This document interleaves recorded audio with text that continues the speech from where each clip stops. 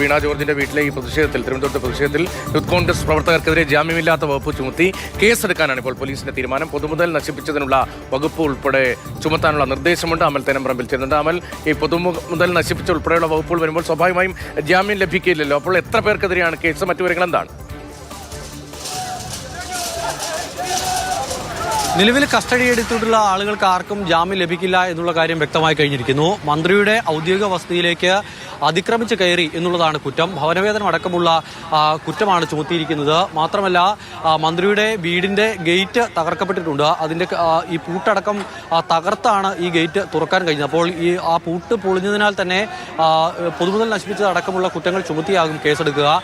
സുരക്ഷാ മേഖലയാണ്. അതിനാൽ തന്നെ ആ സുരക്ഷാ മേഖലയിൽ അതിക്രമിച്ച് കയറി എന്നുള്ള ഗൗരവതരമായ വകുപ്പ് കൂടി ഈ കസ്റ്റഡിയിലെടുത്തവർക്കെതിരെ ചുമത്തും എന്നുള്ളതാണ് ഇപ്പോൾ മനസ്സിലാക്കാനാവുന്നത്. യൂത്ത് കോൺഗ്രസ് ജില്ലാ അധ്യക്ഷൻ നേമൻ ഷജീറിന്റെ നേതൃത്വത്തിലായിരുന്നു പ്രതിഷേധം. പക്ഷേ കസ്റ്റഡിയിലെടുത്തവരിൽ പ്രധാനപ്പെട്ട ജില്ലാ നേതാക്കൾ അടക്കമുണ്ടെങ്കിലും ഷജീർ അടക്കമുള്ള ആളുകൾ കസ്റ്റഡിയിലില്ല. ഇപ്പോഴെന്തായാലും കസ്റ്റഡിയിലെടുത്ത ആളുകളെ AR ക്യാമ്പിലേക്കാണ് മാറ്റിയിരിക്കുന്നത്.